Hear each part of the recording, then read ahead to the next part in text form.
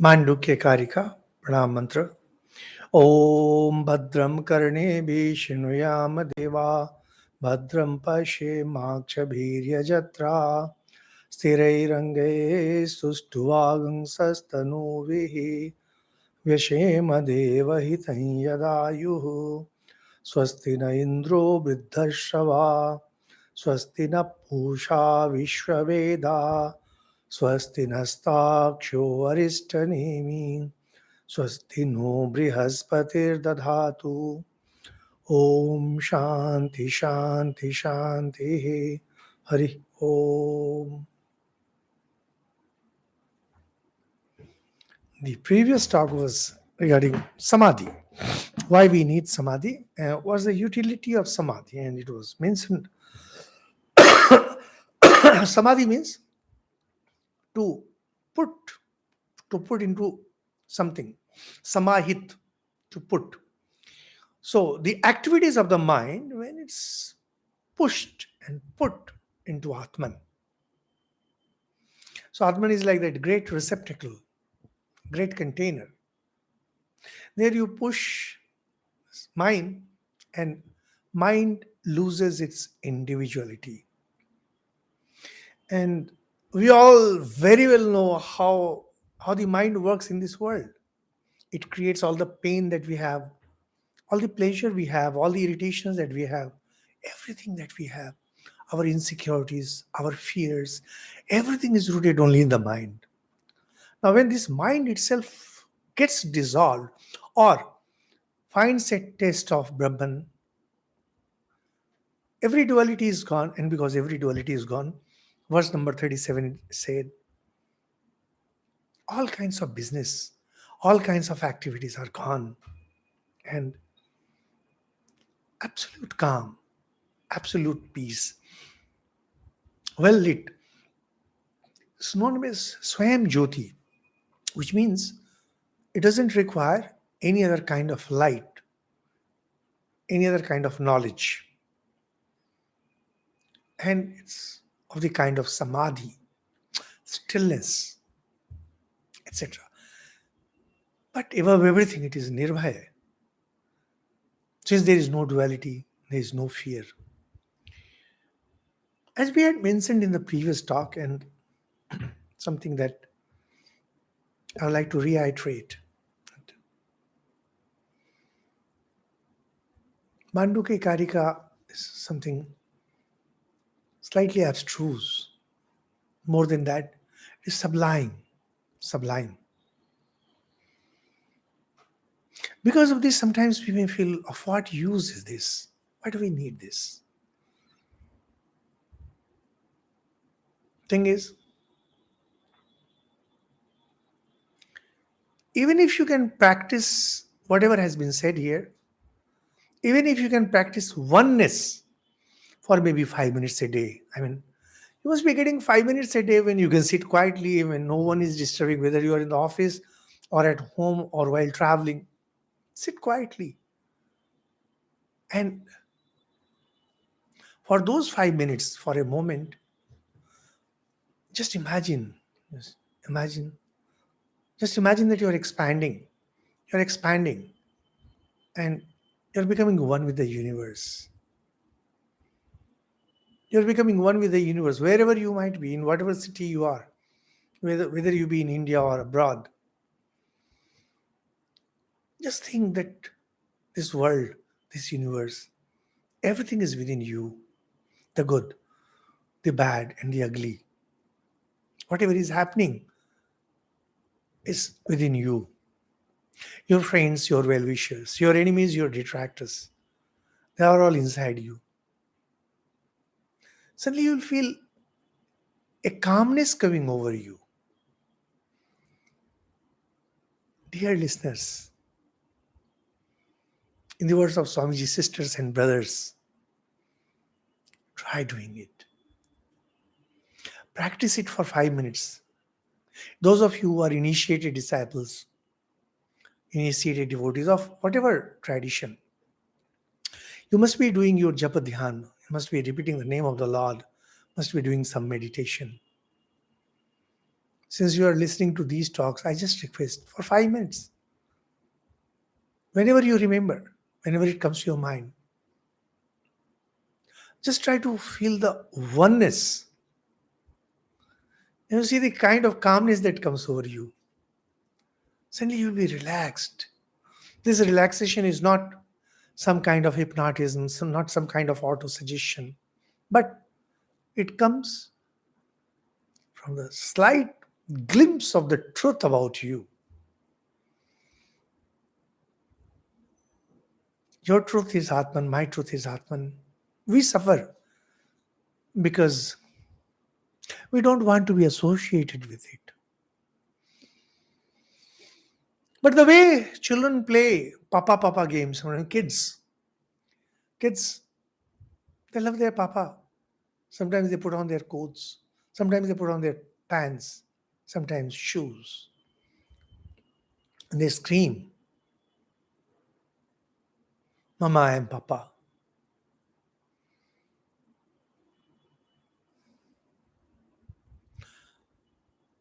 Trying to put on the shoes of those whom you love. In schools, sometimes when teachers are late in entering the class, students, they try to pose as teachers, not those who are very strict, but those who are loved ones. Just like that, you try. Just try to feel what is awaiting you. Maybe in this birth, maybe in the next birth, maybe after some births, you will be experiencing this. In earlier times,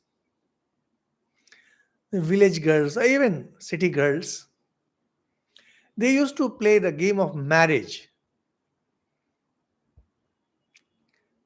So, or they used to have dolls and they would go on playing marriage.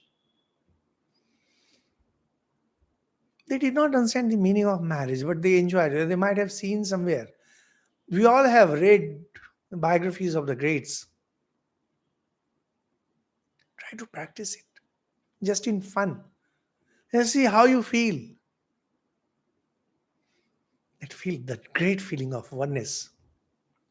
Suddenly you feel that you don't have hatred for anyone, don't have dislike for anyone, don't fear anyone.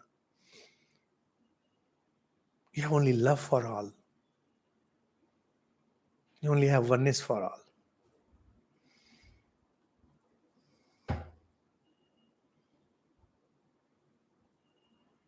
Continues. Graho na tatra na utsargas chinta yatra na vidyate atma sanktam tada jnanam ajati samtam gati. That which is unborn, the discussion is on that which is unborn. That is Brahman. Brahman, it never gets born, nor does it undergo any kind of transformation.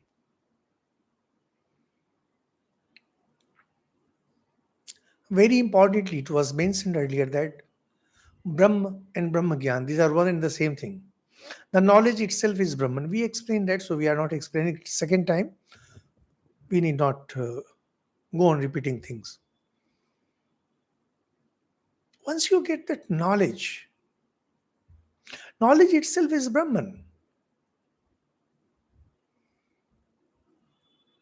There is that famous hymn in the Rig Veda, Devi Suktam, where there's a female says, Rishika, walk.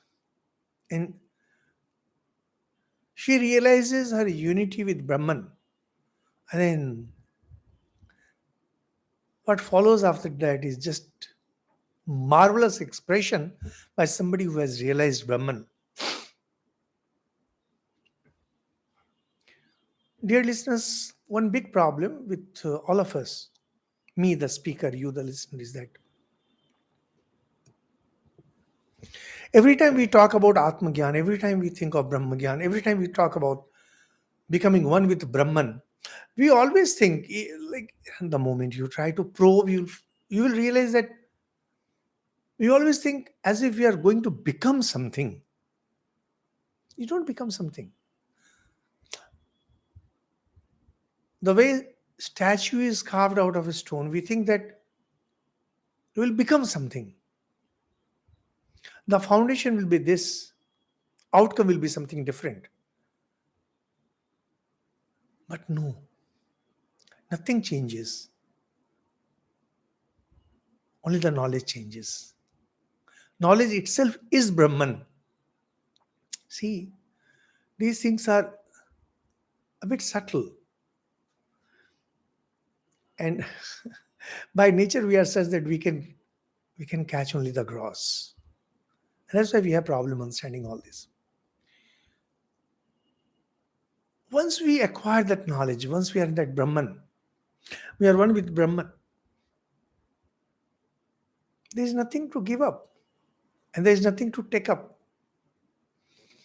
When you practice neti neti, those who practice Vedanta, you might have heard, many of you, the popularity of Vedanta nowadays. They talk about neti neti, not this, giving up, giving up. Like we monks, we give up. We try to give up everything.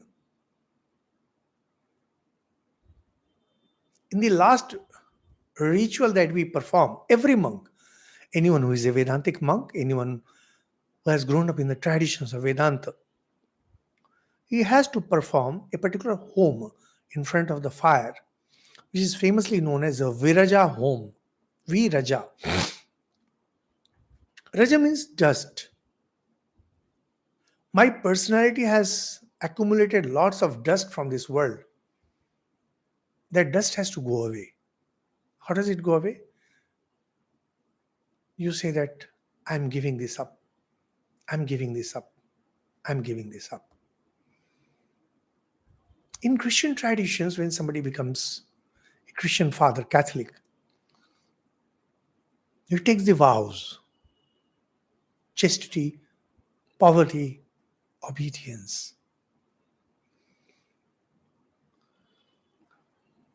A monk also takes the vows, but differently. Think of a Christian father who takes the vows of leading a pure life of poverty. A monk's will, there is holding on to something. He's accepting something. He's accepting certain values. In case of the Hindu monks, in case of Vedantic monks, they do it differently. They give up. They say, here I give up the desire to acquire wealth. Because acquisition of wealth is something that has been superimposed on you. It's not your natural tendency. For those who consider the world to be real, for example, those who practice bhakti marga, the path of devotion, as say in Ramanuja or in Madhva or in general, for them the world is real. When the world is real, you take some vows. When we were young, we used to make New Year vows.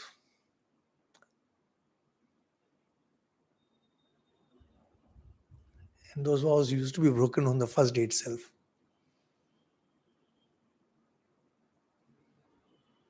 When people get married, they take vows. Because you feel that I am this and I want to become this. In Vedanta, it's the other way around. You give up. But what happens in Brahmagyan? When you are one with Brahman, then what happens? There is neither giving up nor there is taking up.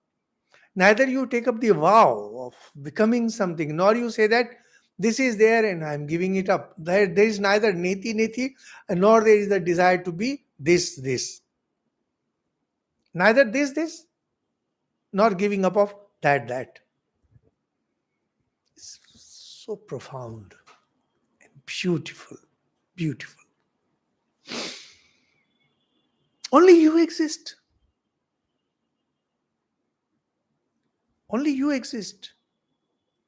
What will you give up? And if you give up something, where will it go? Because wherever that goes, you will be there. What will you take up? When you take up something that's outside you. But everything is inside you. How can you take up something that is already inside you? You see what happens? For whatever reason, we feel ourselves to be incomplete. And because we feel ourselves to be incomplete, we like to give up certain things, certain bad habits, resolutions, or New Year resolutions. You say, I'll give up this, and you say, I'll take up this. Dear listeners, what we are discussing is not something intellectual. It is not supposed to scintillate your brain, not supposed to scintillate your neurons. It is just feeling. You need to feel.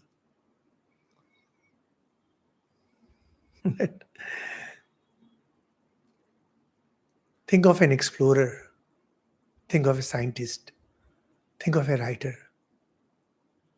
They explore things that he's confined in a place. He needs to go find new places.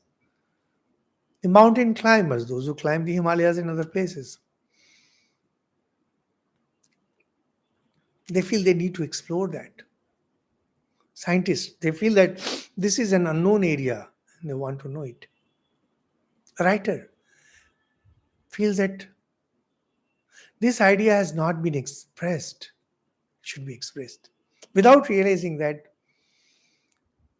there is nothing new in this universe, everything has been expressed. You are only repeating in a different way that which is already there. However, it's the sense of incompleteness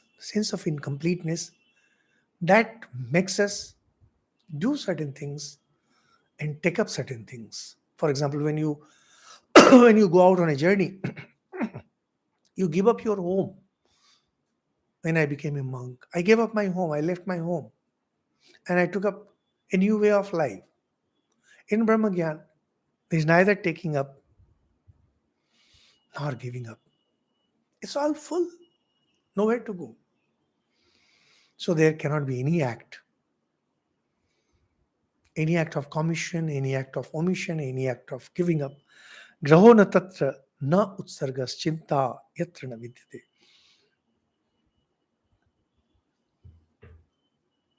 There is no kind of thought involved.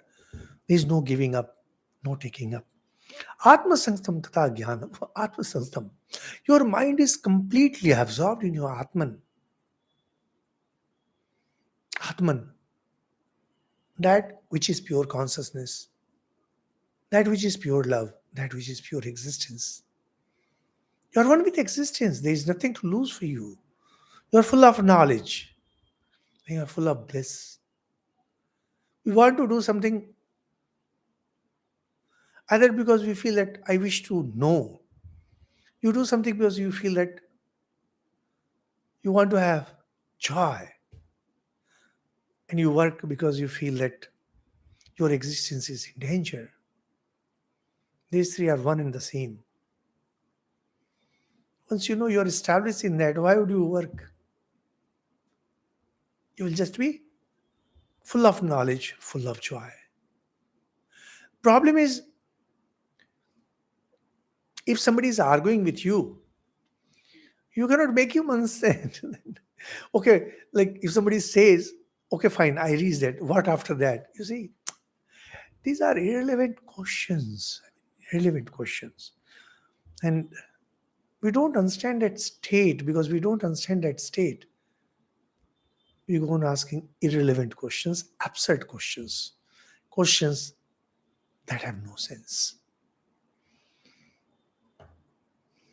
So, samadhi is that state.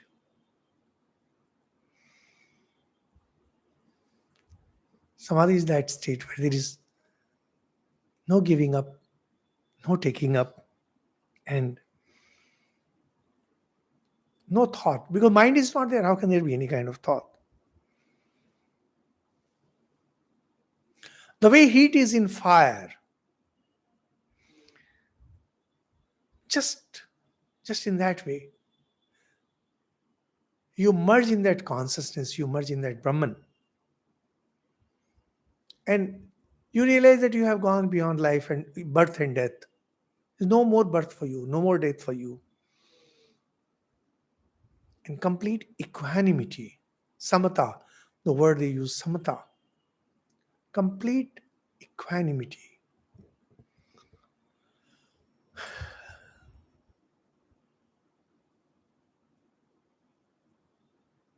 The emotions that made you go up, emotions that made you go down, all these things are gone. There's pure knowledge. As we have been mentioning many times during our talks, that emotions are the ultimate enemies of wisdom. Emotions sway us from the path. That emotion itself is gone because emotions are born of the mind. Mind itself is gone.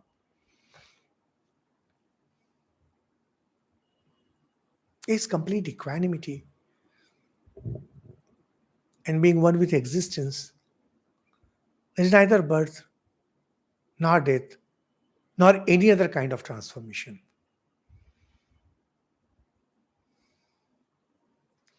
But unfortunately, this very strange thing about this samadhi, since there is no taking up, there is no giving up, there is no kind of contact there. By contact, we mean, see what happens. Here is this pen. The light comes, reflects from this pen, comes to my eyes, irritates my brain cells, and they create a reaction. Mind reacts. Mind rushes out. Now, this is something that those who have studied modern science will not understand. Of course, nothing wrong with it, because to understand all this, you need to go deeper into spiritual philosophy. Mind rushes out. Knowledge, consciousness that is within us, rides the mind, gets out of that respective organ, and touches that. Now, even if you are not willing to accept it, it simply does not matter. The light goes, sends signals to your brain. There is some kind of touching. If you understand that, even that is enough. However, when you're studying Vedanta philosophy, you have to go by it. And there was a time when I used to go to many teachers to understand this concept. How can something come out? I mean, how consciousness comes out of our organs. And it was way back. And well, then I understood. It's an intuitive understanding. You realize that the knowledge that we acquire, when the light gets reflected from that pen, reaches my mind, just a signal that cannot create knowledge. Because if that created knowledge, then we would have known everything. Supposing I am traveling by bus, by car, I would have known everything. No, I don't know. I know only that which I want to know. And we often say, I was not paying attention, I was not looking at it, although my eyes were there. See, only when that aspect of knowledge, call it by any name, it rushes out through your organs, that you grasp it. I want to feel this pen. I touch it, feel. And I'm trying to feel its colors. You don't feel its colors with hands, but somehow you feel. Just like that, consciousness, which is the basis of knowledge, rushes out, touches it. Mind is now merged in Atman. The whole universe is now within you, in whatever form. How can you touch anything? You cannot touch anything. You're beyond touch. By touch, we don't mean only the skin touch, touch of all the senses. So they call it Asparsha yoga. Or spursh. Spursh is touch. And when you add a, it becomes no. Non-touch. The yoga of non-touch. The yoga of untouched. Nothing can touch Atman. Atman never touches anything.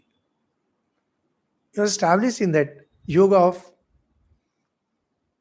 untouched, non-touch, or in whatever form you translate it. They have translated uh, this yoga, which is not in touch with anything.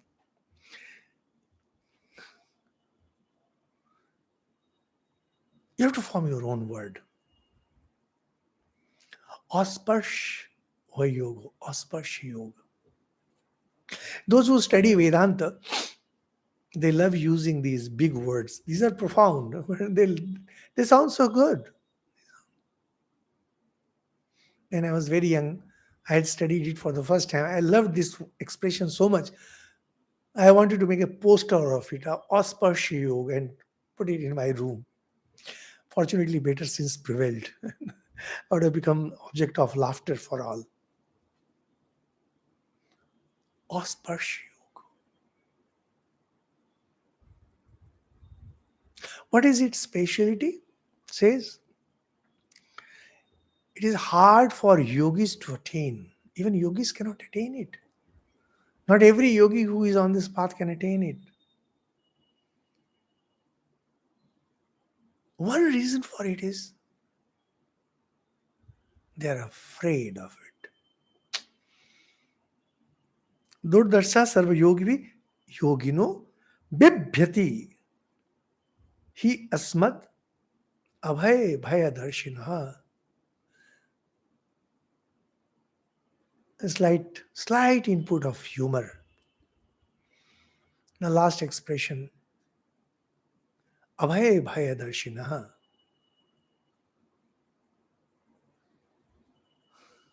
People see fear in fearlessness. Samadhi is fearlessness because it's all one. Sometimes nowadays, when when I wade through social media, like sometimes I see this post, sometimes that's post. Sometimes I see how followers of certain sects are abusive towards Advaita. Advaita is never abusive towards any. I don't know why they are abusive.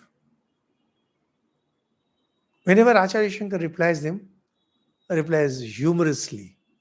Like you might remember that he says that somebody is standing on the road and challenging the person on an elephant. Come, come, advance your elephant, and my elephant will crush you. So, and the person who is on the elephant, he just laughs and goes on his way.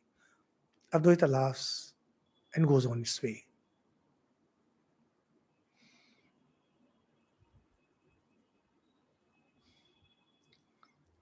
The Karika explains, this verse explains that Brahmapada, the Samadhi, this is a state of fearlessness. Yet people are scared of it, afraid of it. Something very interesting that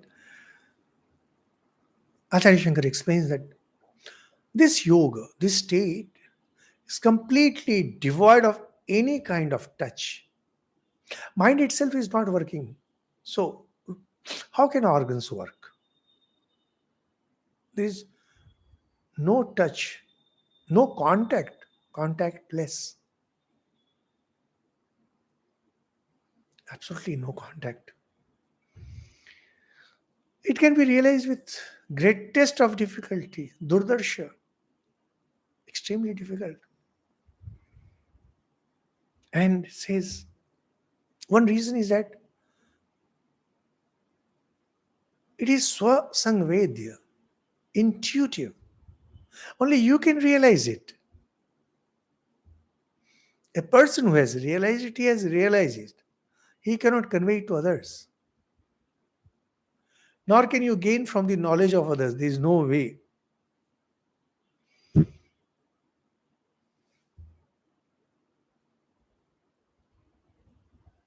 But what happens in that state? You lose your individuality. Because you lose your individuality, you get scared. You don't want to lose your individuality. Swami Vivekananda, while speaking in America, raised this topic repeatedly and said, I don't know why people are so scared of losing their individuality. It's a very interesting topic. Very interesting topic. Allow me to explain it in two different ways: loss of individuality and fear. It's a very interesting topic. I have explained a part of it in my book, Carving a Sky.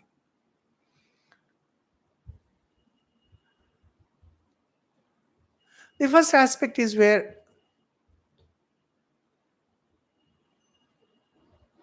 by your very nature, your inner make is such that you wish to be a devotee. Those of you who know some Hindi songs by Surdas and Mirabai, is this beautiful song, Mere to Giridhar Gopal. Giridhar Gopal, mine is Krishna. I don't have anyone else other than Krishna. Any person who is absorbed in this kind of love, can that person ever go for this Asparsha yoga? No, no. If I had that kind of devotion, I would not go. Why should I? And that's why in later times there was some kind of reconciliation by the masters between Gyan and Bhakti. Says that your Ishta, your Lord, if he wishes, he can even give you knowledge of oneness.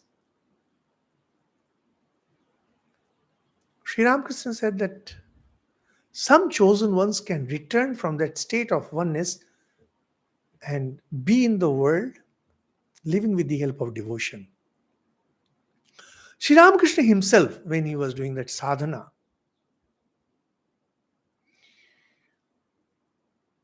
Sri Ramakrishna was trained by many, and there came a Vedantic monk, Totapuri, and he asked him to meditate on between eyebrows so that he can go for Advaita sadhana. Not a eyebrow is not essential. It just he was asking to give up everything. In fact, it is quite dangerous to meditate on eyebrow without a teacher. Extremely dangerous. It can cause you diseases. Now, whenever Sri Ramakrishna wanted to do it, he always found that Mother Kali appeared before him. Same thing. Mere to Giridhar Gopal. I only have Krishna for me. He was unable to meditate. He was unable to take his mind to non-dual state. And then Totapuri became angry, picked up a piece of glass, pressed his ear and said, focus on this pain. And this time when Mother Kali appeared, he kind of used sword of knowledge, cut her into two pieces, and he was absorbed in Asparsha yoga. Or maybe the kind of samadhi Sri Ramakrishna had is different from this Asparsha yoga. We are being ordinary people. Really don't understand the difference between these. I think they are same. But two very interesting incidents from the life of Swami Vivekananda. When he used to come to Sri Ramakrishna, he was known as Narendranath, and I'll just narrate two. One is when Sri Ramakrishna touched him for the first time with the intention of making some tests, knowing something about him. Narendranath felt as if his individuality was being blasted away and he was becoming one with the universe and started screaming, Sir, sir, what are you doing? I have parents at home, I have father, I have mother, etc. Sri Ramakrishna laughed and touched him and said, okay, calm down some other time. You see, Narendranath, who was going to be the world teacher within few years now, even he was scared of losing his individuality. And at other time, Sri Ramakrishna has that think, think of my child. God as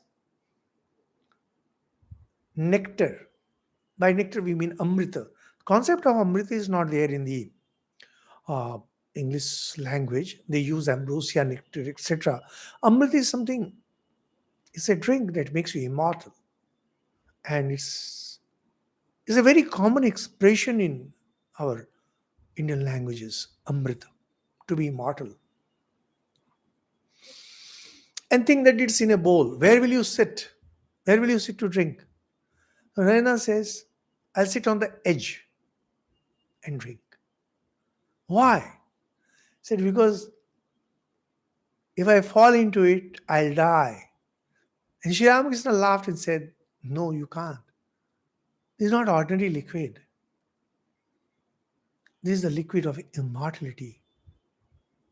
It makes you immortal. It makes you one with it. Whether you sit on the edge, whether you sit in the middle, whether you dive in it and drown, it's all same. See, the fear of losing individuality, it's ingrained.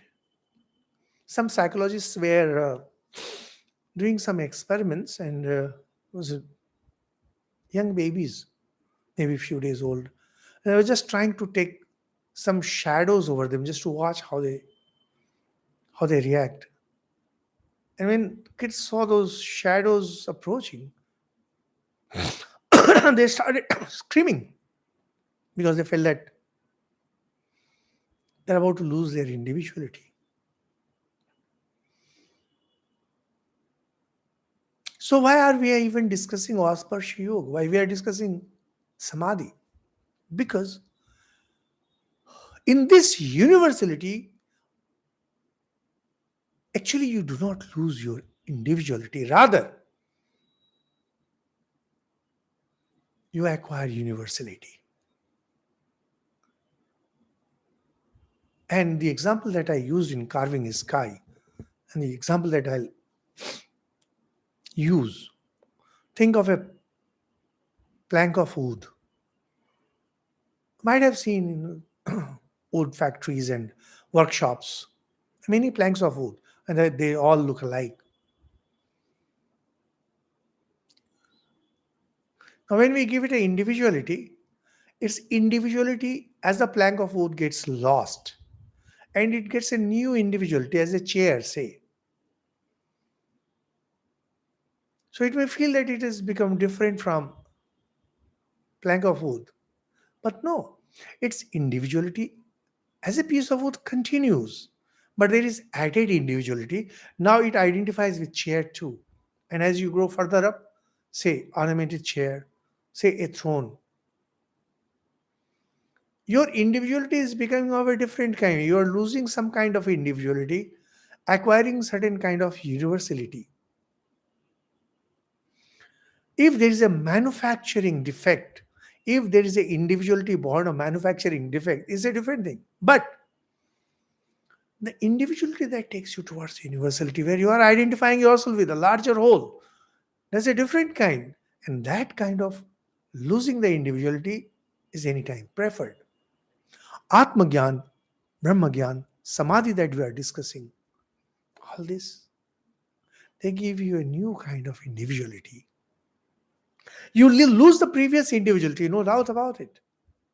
But say, for example, Swami Vivekananda, when he had those spiritual knowledge, did he really lose his individuality as the son of somebody, as the brother of somebody? No, he didn't.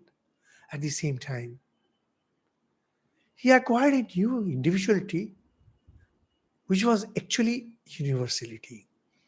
When you gain Atma Gyan, when you have Brahma Gyan, they are also same thing. Unfortunately, people are scared of it. Yeah, verse says beautifully, Yogino Bibhyate hi asmad. People are scared of this. Abhay Bhayadrashina.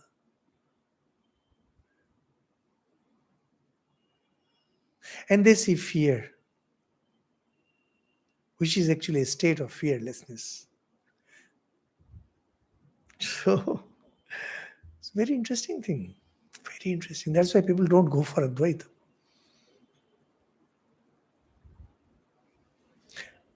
See, nowadays there is so much of intolerance in the name of religions, and forget religion, they even have tolerance for each other's sects. They don't understand. Advaita is something which is attacked by all because understanding Advaita is difficult. Appreciating Advaita is difficult. And the very idea that you will go for something where you will lose your individuality is extremely terrifying. The examples that I gave you.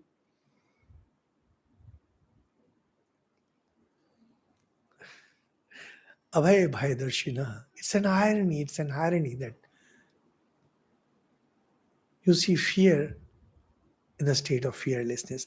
I'll just give you break off 2 minutes just to see in case you have any question. Sensible questions. Please do not go out of topic and don't ask something which is not really needed.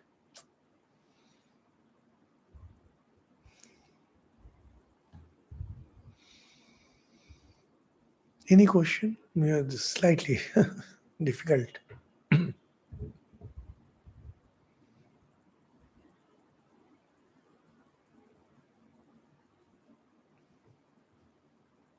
Looks like you don't have any question. So we can continue.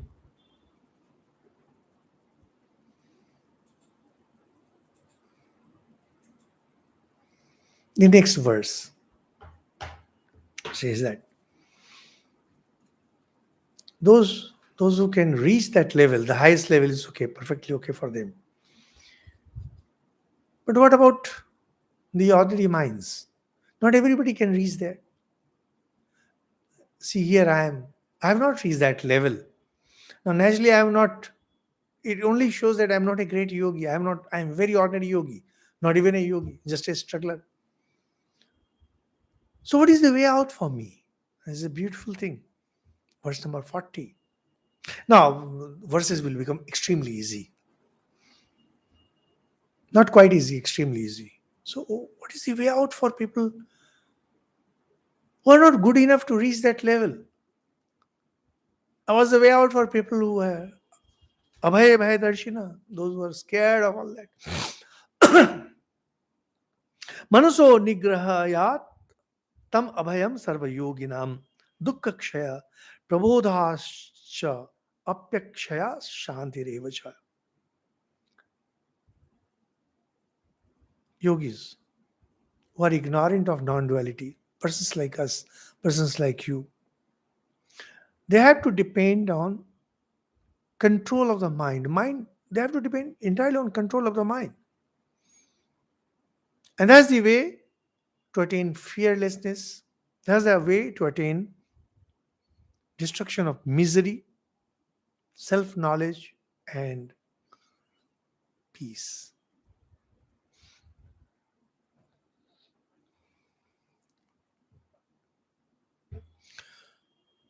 We all want these things. We all want to have fearlessness. We want to get rid of our misery. We want to have some kind of knowledge, prabodh, and we want lasting peace. Not peace only for 2 minutes, but lasting peace. How do we attain it? Just to remind, the way out is Brahmagyan. Be one with Atman, be one with Brahman, acquire self knowledge. Self knowledge and self, they are one and the same. And you will have all this. But if you can't, then try to restrain your mind. Keep your mind under control. Keep your mind always under control. If you can keep your mind under control, and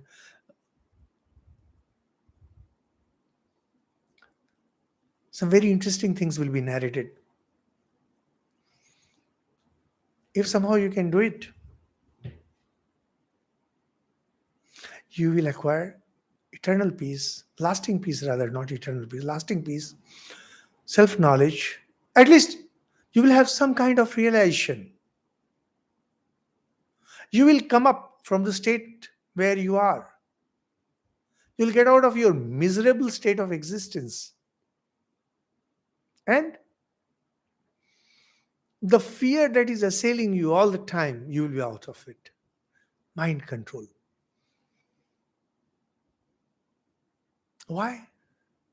Because it says, Acharya Shankar says very beautifully, नहीं आत्म संबंधिनी मनसी प्रचलिते दुख क्षयो अस्ति अविवेकी नाम.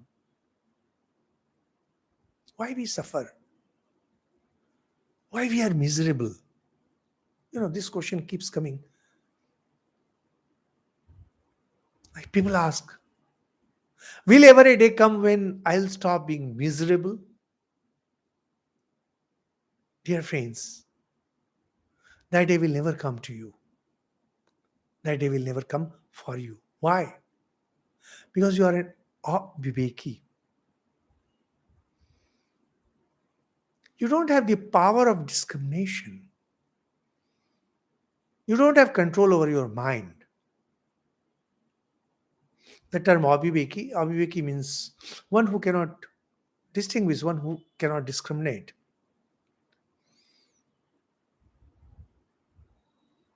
It also means one who doesn't have control over his mind. If you do not have control over your mind, then what happens? Your mind will always be in a state of turbulence. Your mind is always active. You're always running after something, some thoughts, some acts, some objects. You want to do something. You want to think something. You want to acquire something. Sri Ramakrishna said in a very simple words, running after Kamini Kanchan. But no, even when you become old, when you do not have the power to go after any female, and you don't want wealth anymore, even then you are not at peace. Why you are not at peace? Because your mind is always running wild. Always running wild. Because your mind is always running wild, you are never at peace. The negative things that were mentioned here, fear, misery, ignorance, mental disturbance. The qualities as opposed to them, peace, knowledge, fearlessness, and loss of misery. Thing is, even people who are not steady, who do not have a steady mind, they experience these things, but those experiences are always momentary. For a moment, for some hours, for a day, they are happy. And next moment something happens, they are back. Back into that state of fear, etc., etc. Acharya Shankar puts it beautifully. A person of unsteady mind can never be happy. The expression is dukkha kshaya, cessation of misery. Your misery can never go away till you don't become a man of steadied wisdom. Till you have control over your mind, till you can make your wisdom steady, till you can make your mind steady. You should not expect the end of misery for you. You cannot expect the end of fear for you. You cannot expect the end of ignorance for you. Mind needs to be controlled. Controlled mind is fearless, full of knowledge, is happy, etc. This is what Karika says. So, how to do it? Well, this no shortcut to success. There is no easy way to happiness. If you want to get out of misery, there is no easy way. Utseka, ud dheyat, ud dheyat, what kushagrene kabinduna, ud dheryat. Ud dheryat means to take out. Ud dheryat. Manaso nigrahas tadvat bhavet parikhedatah.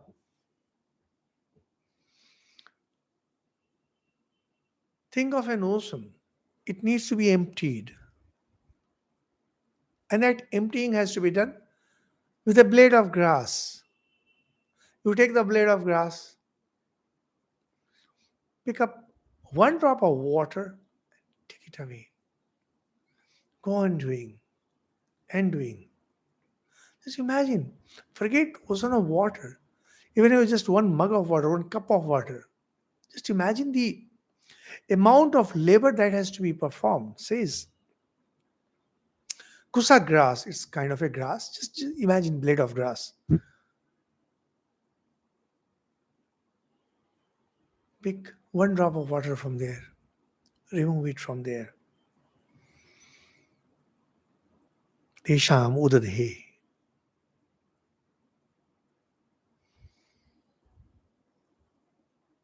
You cannot use a pump, you can't even use a bucket.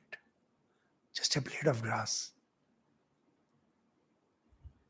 Drop by drop, you have to dry up the ocean. Mind has to be controlled exactly like that. How hard you have to work to control your mind? This hard. This hard. You have to dry up the ocean, drop by drop. How? Picking up every drop with the help of the blade of a grass, a blade of grass. So, who can do it? A person who is determined. I will do it. I have to do it. See, just making a detour. I have such great respect for Western scholars, Western writers. Whenever they write something, well, long ago I had read one interview by a famous writer in Forsyth. He used to write popular novels, and long ago I was reading his interview and said, there is no fun in writing, there is no fun in publishing. The fun lies in doing the research. So, in his books, there would be car chase and there would be guns and there would be political drama, etc. And he would go on researching for months, for years sometimes. Once the whole thing was in his head, pour out.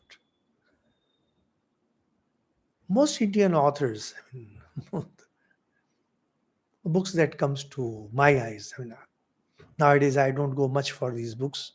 I'm not even connected with any good library. The little that I see here and there is first thing you realize that the hard labor has not been done.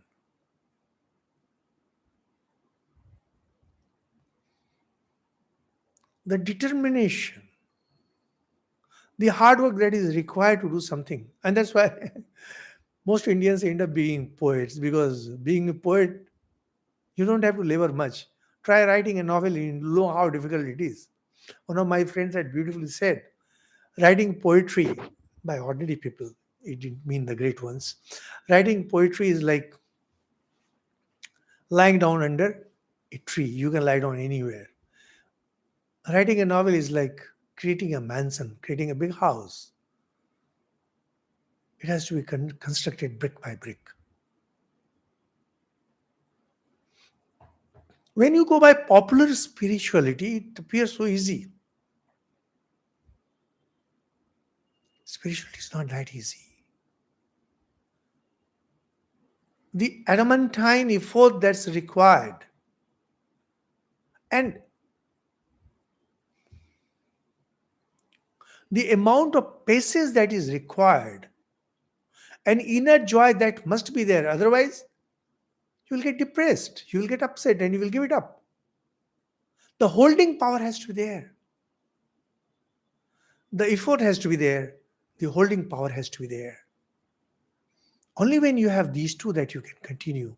And that's why in Yoga Sutra also they say very beautifully, Sato Dirgha Kala Nairantarya.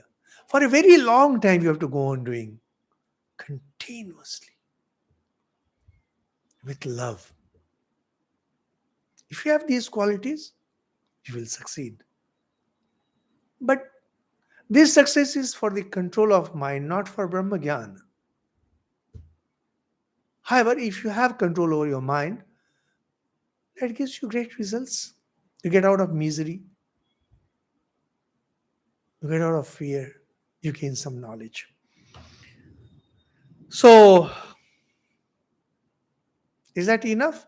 No, it says, no, it's not enough. There are other problems. And